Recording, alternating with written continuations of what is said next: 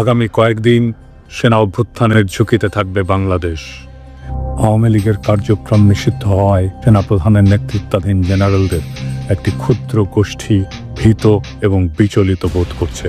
তারা এখনও ভারতীয় সেনা কমান্ডের প্রভাবে পরিচালিত হচ্ছে।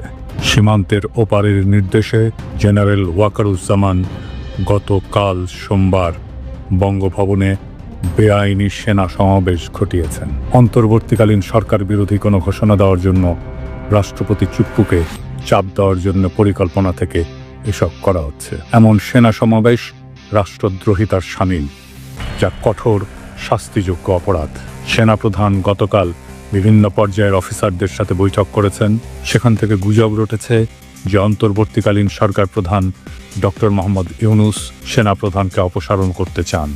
এই গুজব ছড়িয়ে জুনিয়র অফিসার এবং সৈনিকদের সমর্থন আদায়ের যে চেষ্টা তারা করেছিল তা ব্যর্থ হয়েছে।